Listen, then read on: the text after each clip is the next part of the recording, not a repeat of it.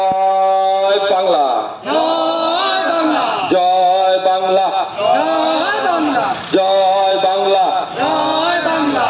ধুমোহনীতে বাংলার দ্বিতীয় এইমসের দাবিতে জলপাইগুড়ি জেলার ধূপগুড়ি বিধানসভার বানারহাটে বাংলা পক্ষের উদ্যোগে পথসভা অনুষ্ঠিত হলো। জলপাইগুড়ি জেলার সমস্ত বিধানসভাতে কর্মসূচি করা হচ্ছে। গত রবিবার ধুমোহনীতে পথসভা করেছে বাংলা পক্ষ।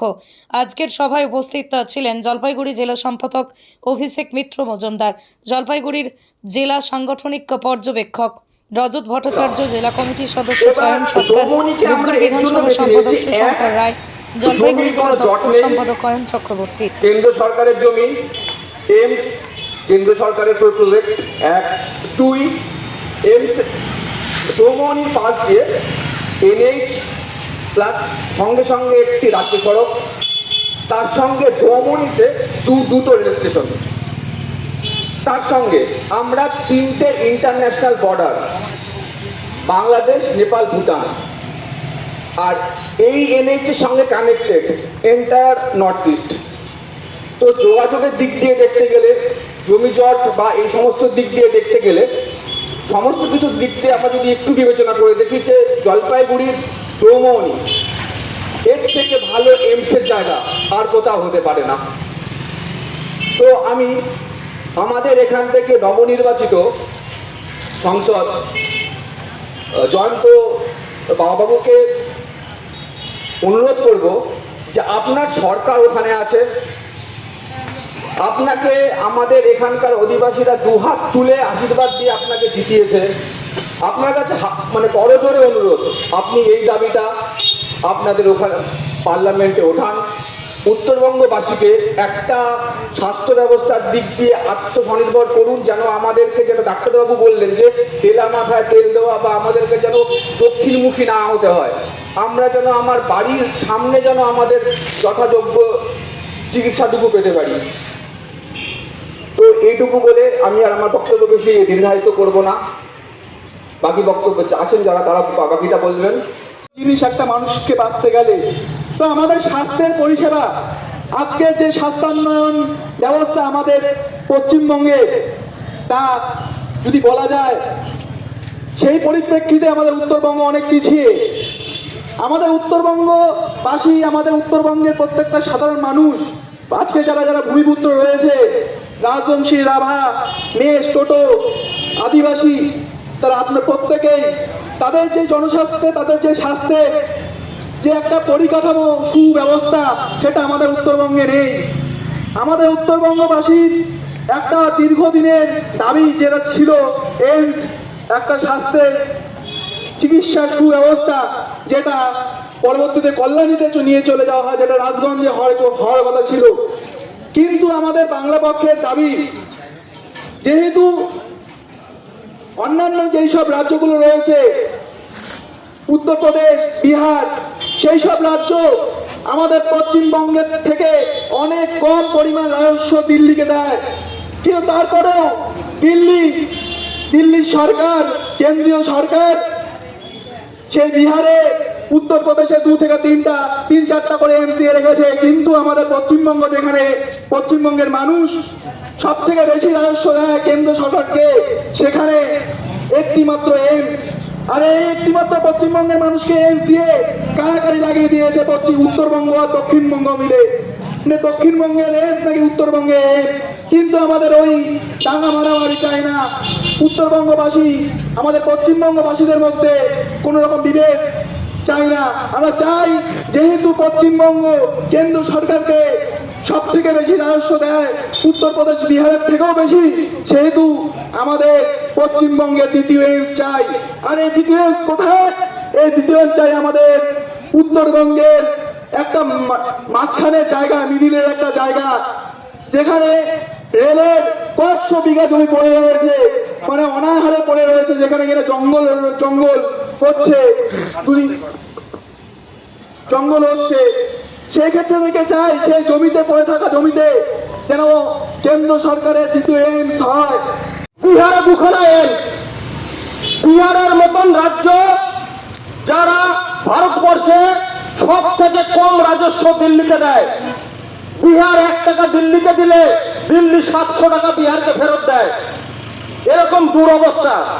সেই বিহারে 2খানা এমস, উত্তরপ্রদেশে 3খানা এমস, তাহলে পশ্চিমবঙ্গে কেন 2খানা এমস হবে না? কেন পশ্চিমবঙ্গে আর একটা এমসের দাবিতে আমরা গর্জে উঠছি না? কেন আর একটা এমসের দাবি নিয়ে বিজেপি, কংগ্রেস, তৃণমূল, সিপিএম কোন পার্টি আওয়াজ তোলে না? তারা কি করে? হিন্দু মুসলিম, এই জাত সেই জাত, রাম মন্দির, অমুক তমুক দুনিয়ার ইস্যু নিয়ে কথা হবে। তৃণমূল কত টাকা মেরে দিয়েছে, বিজেপি কত টাকা ডাকাতি করেছে, সিপিএম 34 বছরে কি করেছিল, এই হিসেব দেখে তো আমাদের লাভ নেই। অতীতে যেটা ঘটে গেছে সেটা ফেরত আসবে না। বর্তমান দেখতে হবে, বর্তমানে আমাদের কি আছে, ভবিষ্যতে আমরা কি পাবো, আমাদের সমাধানের এখানে কি অবস্থা রয়েছে। কেন আমাদেরকে ট্রিটমেন্টের জন্য শিলিগুড়িতে যেতে হবে?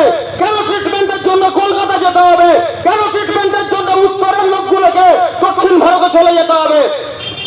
এখানে একটা এমস করতে হলে এখানে এমসের যে জায়গা রয়েছে সেই জায়গার উপরে কেন্দ্রের সরকার চাইলেই এখানে রেলের জমিতে এমস স্থাপন করে উত্তরের জেলাগুলোর সমস্ত সমাধান চিকিৎসা ক্ষেত্রে করে দিতে পারে, কিন্তু কোনো উদ্যোগ নেই।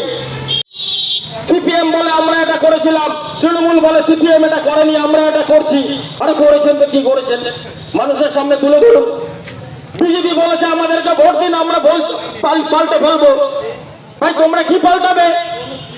হিন্দু মুসলমান ছাড়া তো তোমাদের মুখে আর কোনো কথা নেই। বাংলার অর্থনীতি, উত্তরের জেলাগুলোর অর্থনীতি, উত্তরের জেলাগুলোর উন্নয়ন নিয়ে তোমরা এতদিন ধরে কি দিশা দেখিয়েছো? প্রত্যেকটা উত্তরের জেলার সাংসদ, বিজেপির সাংসদ, তারা পার্লামেন্টে গিয়ে এই জেলার উন্নয়নের জন্য কি দাবি দেওয়া তারা ওখানে পেশ করেছে, বলতে পারবেন আপনারা কেউ? তারা এখানে এসে কখনো আপনাদের মাঝখানে এসে বলে যে আমরা পার্লামেন্টে গেছিলাম, গিয়ে আপনাদের জেলার জন্য বা আপনাদের এরিয়ার জন্য অমুক প্রকল্প কি প্রমুখ পরিকল্পনা আমরা পার্লামেন্টে উত্থাপিত করেছি এবং আগামী দিনে সেই কাজগুলো বাস্তবায়ন করার জন্য আমরা পার্লামেন্ট থেকে এসে আপনাদের সামনে এসে দাঁড়িয়েছি, আপনারা আমাদেরকে সমর্থন করুন, আগামীতে আমরা ওগুলো এনে আপনাদের সামনে এনে তুলে ধরবো। কোনো পরিকল্পনা নেই, কোনো পরিকল্পনার কথা মুখে শোনা যায় না। ধারণা যা বাংলা পক্ষের বক্তাদের মাধ্যমে আপনাদের কাছে উঠে এলো, সেটুকু আপনারা আশা করি কিছুটা হলেও অনুধাবন করতে পেরেছেন। আমি সবার আগে বাংলা পক্ষ সংগঠনটা সম্পর্কে একটা পরিচিতি দিয়ে দিই। বাংলা পক্ষ এই দেশের, এই রাষ্ট্রের বাঙালি সহ এই বাংলার যত ভূমিপুত্র আছে তাদের অধিকার আদায়ের জাতীয় সংগঠনের নাম বাংলা পক্ষ। বাংলা পক্ষ রাজনৈতিক দল না, বাংলা পক্ষ ভোটে লড়াই করে না। বাংলা পক্ষ এই রাজ্যের বাঙালি, আদিবাসী, কোচ, মেচ, রাভা, টোটো, রাজবংশী সহ যত ভূমি সন্তান রয়েছে তাদের অধিকার আদায়ের এক এবং একমাত্র সংগঠন হলো বাংলা পক্ষ। সেই এবার ডেকে নিচ্ছি ধূপগুড়ি বিধানসভার সম্পাদক সুশঙ্কর রায়কে। টান্টু নামে সবার কাছে পরিচিত, খুব জনপ্রিয় ছেলে জেলার। আমি আশা করব টান্টু আপনাদের কাছে ওর নিজের বক্তব্যের মাধ্যমে এইমসের উপযোগিতার কথা তুলে ধরতে পারবে। টান্টু। হ্যালো, জয় বাংলা। বাংলা পক্ষের আজকের এই বানারহাটের পথসভা, বানারহাটবাসীকে অসংখ্য ধন্যবাদ, ভালোবাসা, অভিনন্দন। আজকে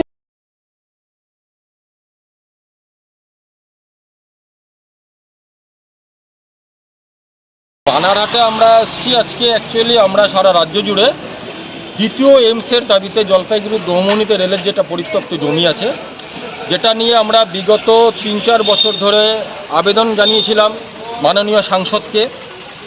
কিন্তু আবেদন, নিবেদন এবং জমি দেখিয়ে দেওয়ার পরেও দ্বিতীয় এইমস নিয়ে কোথাও কোনো উচ্চবাচ্য না হয় আমরা স্থির করেছি আমরা এই জেলার প্রত্যেক কটা বিধানসভাতে, শুধু না সারা রাজ্য জুড়ে প্রত্যেক কটা জেলায়, প্রত্যেক কটা বিধানসভায়, উত্তরের জেলায় জলপাইগুড়ির দমনিতে যে রেলের পরিত্যক্ত জমি রয়েছে সেখানে কেন্দ্রের সরকার যেন অবিলম্বে দ্বিতীয় এইমস করার উদ্যোগ নেয়। সেই কারণেই আমরা প্রত্যেক কটা জেলা জুড়ে, প্রত্যেক কটা বিধানসভায় সাধারণ মানুষের কাছে জনসচেতনতা গড়তে এবং আমরা এর আগে দমোহনী বাজারেও এই প্রোগ্রামটা করেছিলাম এর আগের রোববার। সেখানে আমরা গণস্বাক্ষর অভিযান করেছি। আমরা বিভিন্ন জেলায় এটা গণস্বাক্ষর অভিযান করব এবং আগামীতে রাজ্যব্যাপী শুধু এই দাবিটা উঠবে না, একটা গণ আন্দোলনের রূপ আমরা এটাকে দিতে চাইছি, যাতে কেন্দ্র সরকার বাধ্য হয় এই দোমোহনীতে দ্বিতীয় এইমস করার জন্য। এটাই আমাদের মূল বিষয়। বিহারে 2খানা এইমস, ইউপিতে 3খানা এইমস, তাহলে এই রাজ্য বিহার এবং ইউপি থেকে বেশি টাকা রাজস্ব কেন্দ্রকে দেওয়ার পরেও কেন কেন্দ্র আমাদের এখানে শিক্ষা ব্যবস্থার উন্নয়নের স্বার্থে দ্বিতীয় এইমস গড়ে তুলছে না? এটাই ছিল মূল বক্তব্য আমাদের। এবং বাংলাটা স্থানীয় ইস্যু নিয়ে আপনাদের কথা বলতে হবে, এটা এগুলো কি হয়েছে? এটা যখন আমরা আসলাম, তো আসার আগে থেকে খানিকটা জানতাম, তো এসে এখানে নিজের চোখে থেকে এটা বুঝতে পারলাম যে এখানে হাতি নালা নিয়ে একটা সমস্যা আছে। বিশেষ করে বর্ষাকালে এখানে একটা এমন পরিস্থিতি হয়ে যায় যে সাধারণ লোকজনদের যাতায়াতের ক্ষেত্রে খুব সমস্যা হয়। তো আমাদের জলপাইগুড়ি জেলা কমিটির সদস্য তো ওকে বলা হয়েছে, আর ধূপগুড়ি বিধানসভা সম্পাদক তো ওকেও বলা আছে। তো এই দুজন মিলে খুব দ্রুত হাতিনালার এই বিষয়টা নিয়ে আমরা বিডিও সাহেবকে ডেপুটেশন দেওয়া হবে, আর এটাকে যেন ইমিডিয়েটলি এই দুর্ভোগ থেকে যেন এখানকার মানুষকে যেন মুক্তি দেওয়া হয়, এটা নিয়ে আমরা ইসে করবো। আর তার সাথে আমাদের যেটা আরেকটা ছিল যে আমাদের মাননীয় মুখ্যমন্ত্রী এখানে একটা ওই স্বাস্থ্যকেন্দ্রকে ডেভেলপমেন্ট করে বা এটাকে একটু আপগ্রেড করার কথা বলেছিল।